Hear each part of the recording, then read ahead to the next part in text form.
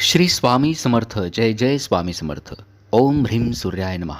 नमस्कार मंडळी, मी प्रदीप कुलकर्णी. श्रावण महिन्यामध्ये शिव उपासनेसोबतच प्रत्येक दिवशी विशिष्ट उपासना केली जाते. रविवार समर्पित आहे सूर्यदेवाच्या पूजनासाठी. श्रावण रविवारी सूर्यदेवतेला अर्घ्य अवश्य द्यावं. तसंच आदित्य राणूबाईचं व्रत जर आपण करत असाल, भगवान सूर्याचा हा मंत्र अवश्य पठण श्रवण करावा. असं केल्यानं आपलं कौटुंबिक आरोग्य सुधरेल, आपल्या घरामध्ये नेहमी शांतता राहील, चांगलं आरोग्य राहील. तसंच लहान मुलं जी हट्टी असतील, त्यांचं अभ्यासात लक्ष नसेल, त्यांची अभ्यासात प्रगती देखील होईल. नोकरीमध्ये बढती मिळेल, नोकरी व्यवसायाच्या अडचणी दूर होतील. आदित्य गायत्री मंत्र. ओम आदित्याय विद्महे मार्तंडाय धीमहि तन्नो सूर्य प्रचोदयात्. ओम आदित्याय विद्महे मार्तंडाय धीमहि तन्नो सूर्य प्रचोदयात्. ओम आदित्याय विद्महे मार्तंडाय धीमहि तन्नो सूर्य प्रचोदयात्. ओम आदित्याय विद्महे मार्तंडाय धीमहि तन्नो सूर्य प्रचोदयात्. ओम आदित्याय विद्महे मार्तंडाय धीमहि तन्नो सूर्य प्रचोदयात्. ओम आदित्याय विद्महे मार्तंडाय धीमहि तन्नो सूर्य प्रचोदयात्. ओम आदित्याय विद्महे मार्तंडाय धीमहि तन्नो सूर्य प्रचोदयात्. ओम आदित्याय विद्महे मार्तंडाय धीमहि तन्नो सूर्य प्रचोदयात्. ओम आदित्याय विद्महे मार्तंडाय धीमहि तन्नो सूर्य प्रचोदयात्. ओम आदित्याय विद्महे मार्तंडाय धीमहि तन्नो सूर्य प्रचोदयात्. ओम आदित्याय विद्महे मार्तंडाय धीमहि तन्नो सूर्य प्रचोदयात्. ओम आदित्याय विद्महे मार्तंडाय धीमहि तन्नो सूर्य प्रचोदयात्. ओम आदित्याय विद्महे मार्तंडाय धीमहि तन्नो सूर्य प्रचोदयात्. ओम आदित्याय विद्महे मार्तंडाय धीमहि तन्नो सूर्य प्रचोदयात्. ओम आदित्याय विद्महे मार्तंडाय धीमहि तन्नो सूर्य प्रचोदयात्. ओम आदित्याय विद्महे मार्तंडाय धीमहि तन्नो सूर्य प्रचोदयात्. ओम आदित्याय विद्महे मार्तंडाय धीमहि तन्नो सूर्य प्रचोदयात्. ओम आदित्याय विद्महे मार्तंडाय धीमहि तन्नो सूर्य प्रचोदयात्. ओम आदित्याय विद्महे मार्तंडाय धीमहि तन्नो सूर्य प्रचोदयात्. ओम आदित्याय विद्महे मार्तंडाय धीमहि तन्नो सूर्य प्रचोदयात्. ओम आदित्याय विद्महे मार्तंडाय धीमहि तन्नो सूर्य प्रचोदयात्. ओम आदित्याय विद्महे मार्तंडाय धीमहि तन्नो सूर्य प्रचोदयात्. ओम आदित्याय विद्महे मार्तंडाय धीमहि तन्नो सूर्य प्रचोदयात्. ओम आदित्याय विद्महे मार्तंडाय धीमहि तन्नो सूर्य प्रचोदयात्. ओम आदित्याय विद्महे मार्तंडाय धीमहि तन्नो सूर्य प्रचोदयात्. ओम आदित्याय विद्महे मार्तंडाय धीमहि तन्नो सूर्य प्रचोदयात्. ओम आदित्याय विद्महे मार्तंडाय धीमहि तन्नो सूर्य प्रचोदयात्. ओम आदित्याय विद्महे मार्तंडाय धीमहि तन्नो सूर्य प्रचोदयात्. ओम आदित्याय विद्महे मार्तंडाय धीमहि तन्नो सूर्य प्रचोदयात्. ओम आदित्याय विद्महे मार्तंडाय धीमहि तन्नो सूर्य प्रचोदयात्. ओम आदित्याय विद्महे मार्तंडाय धीमहि तन्नो सूर्य प्रचोदयात्. ओम आदित्याय विद्महे मार्तंडाय धीमहि तन्नो सूर्य प्रचोदयात्.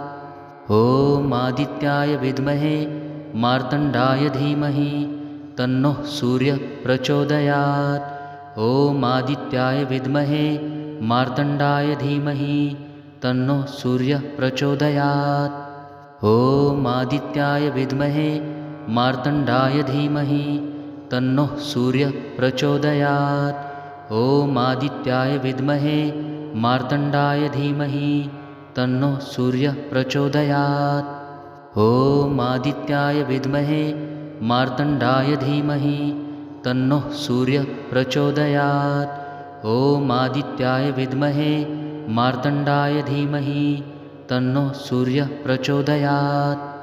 ॐ आदित्याय विद्महे मार्तण्डाय धीमहि तन्नः सूर्यः प्रचोदयात्। ॐ आदित्याय विद्महे मार्तण्डाय धीमहि तन्नः सूर्यः प्रचोदयात्। ॐ आदित्याय विद्महे मार्तण्डाय धीमहि तन्नः सूर्यः प्रचोदयात्। ॐ आदित्याय विद्महे मार्तण्डाय धीमहि तन्नः सूर्यः प्रचोदयात्। ॐ आदित्याय विद्महे मार्तण्डाय धीमहि तन्नः सूर्यः प्रचोदयात्। ॐ आदित्याय विद्महे मार्तण्डाय धीमहि तन्नः सूर्यः प्रचोदयात्। ॐ आदित्याय विद्महे मार्तण्डाय धीमहि तन्नः सूर्यः प्रचोदयात्। ॐ आदित्याय विद्महे मार्तण्डाय धीमहि तन्नः सूर्यः प्रचोदयात्। ॐ आदित्याय विद्महे मार्तण्डाय धीमहि तन्नः सूर्यः प्रचोदयात्। ॐ आदित्याय विद्महे मार्तण्डाय धीमहि तन्नः सूर्यः प्रचोदयात्। ॐ आदित्याय विद्महे मार्तण्डाय धीमहि तन्नः सूर्यः प्रचोदयात्। ॐ आदित्याय विद्महे मार्तण्डाय धीमहि तन्नः सूर्यः प्रचोदयात्। ॐ आदित्याय विद्महे मार्तण्डाय धीमहि तन्नः सूर्यः प्रचोदयात्। ॐ आदित्याय विद्महे मार्तण्डाय धीमहि तन्नः सूर्यः प्रचोदयात्। ॐ आदित्याय विद्महे मार्तण्डाय धीमहि तन्नः सूर्यः प्रचोदयात्। ॐ आदित्याय विद्महे मार्तण्डाय धीमहि तन्नः सूर्यः प्रचोदयात्। ॐ आदित्याय विद्महे मार्तण्डाय धीमहि तन्नः सूर्यः प्रचोदयात्। ॐ आदित्याय विद्महे मार्तण्डाय धीमहि तन्नः सूर्यः प्रचोदयात्। ॐ आदित्याय विद्महे मार्तण्डाय धीमहि तन्नः सूर्यः प्रचोदयात्।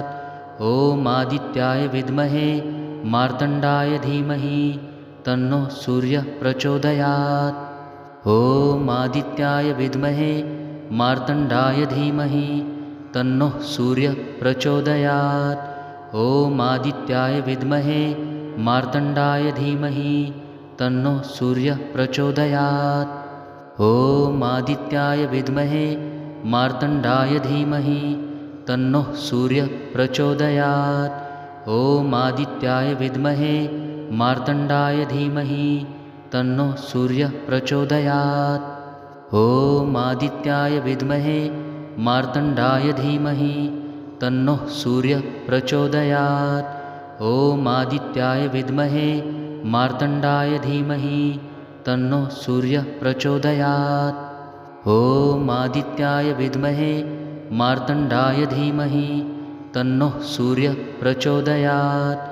ॐ आदित्याय विद्महे मार्तण्डाय धीमहि तन्नः सूर्यः प्रचोदयात्। ॐ आदित्याय विद्महे मार्तण्डाय धीमहि तन्नः सूर्यः प्रचोदयात्। ॐ आदित्याय विद्महे मार्तण्डाय धीमहि तन्नः सूर्यः प्रचोदयात्। ॐ आदित्याय विद्महे मार्तण्डाय धीमहि तन्नः सूर्यः प्रचोदयात्। ॐ आदित्याय विद्महे मार्तण्डाय धीमहि तन्नः सूर्यः प्रचोदयात्। ॐ आदित्याय विद्महे मार्तण्डाय धीमहि तन्नः सूर्यः प्रचोदयात्। ॐ आदित्याय विद्महे मार्तण्डाय धीमहि तन्नो सूर्यः प्रचोदयात्। ॐ आदित्याय विद्महे मार्तण्डाय धीमहि तन्नो सूर्यः प्रचोदयात्।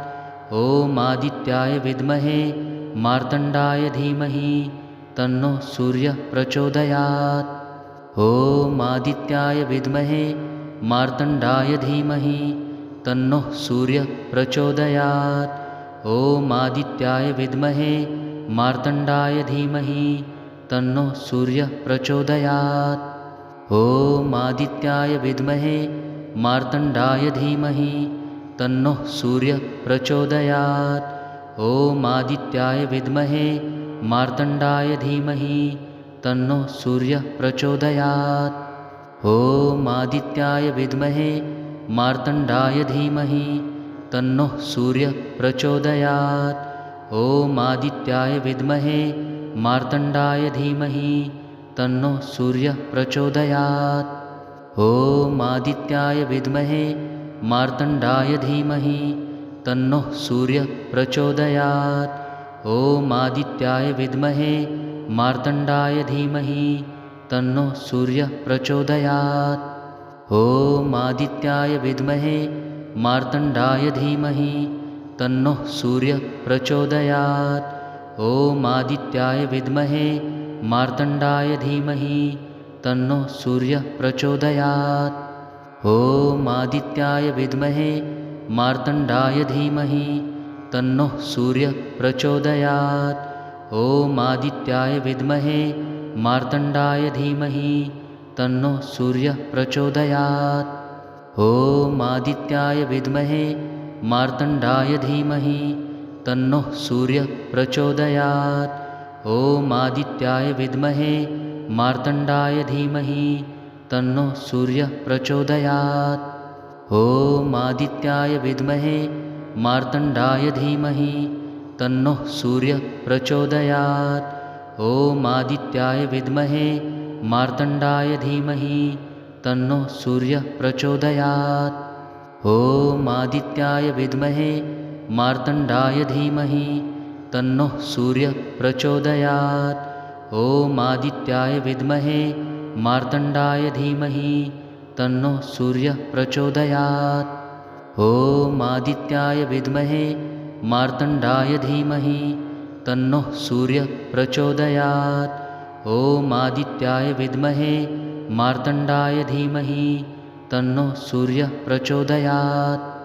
ॐ आदित्याय विद्महे मार्तण्डाय धीमहि तन्नो सूर्यः प्रचोदयात्। ॐ आदित्याय विद्महे मार्तण्डाय धीमहि तन्नो सूर्यः प्रचोदयात्। ॐ आदित्याय विद्महे मार्तण्डाय धीमहि तन्नो सूर्यः प्रचोदयात्। ॐ आदित्याय विद्महे मार्तण्डाय धीमहि तन्नो सूर्यः प्रचोदयात्। ॐ आदित्याय विद्महे मार्तण्डाय धीमहि तन्नो सूर्यः प्रचोदयात्। ॐ आदित्याय विद्महे मार्तण्डाय धीमहि तन्नो सूर्यः प्रचोदयात्। ॐ आदित्याय विद्महे मार्तण्डाय धीमहि तन्नो सूर्यः प्रचोदयात्। ॐ आदित्याय विद्महे मार्तण्डाय धीमहि तन्नो सूर्यः प्रचोदयात्। ॐ आदित्याय विद्महे मार्तण्डाय धीमहि तन्नो सूर्यः प्रचोदयात्। ॐ आदित्याय विद्महे मार्तण्डाय धीमहि तन्नो सूर्यः प्रचोदयात्। ॐ आदित्याय विद्महे मार्तण्डाय धीमहि तन्नो सूर्यः प्रचोदयात्। ॐ आदित्याय विद्महे मार्तण्डाय धीमहि तन्नो सूर्यः प्रचोदयात्। ॐ आदित्याय विद्महे मार्तण्डाय धीमहि तन्नो सूर्यः प्रचोदयात्। ॐ आदित्याय विद्महे मार्तण्डाय धीमहि तन्नो सूर्यः प्रचोदयात्। ॐ आदित्याय विद्महे मार्तण्डाय धीमहि तन्नो सूर्यः प्रचोदयात्। ॐ आदित्याय विद्महे मार्तण्डाय धीमहि तन्नो सूर्यः प्रचोदयात्। ॐ आदित्याय विद्महे मार्तण्डाय धीमहि तन्नो सूर्यः प्रचोदयात्।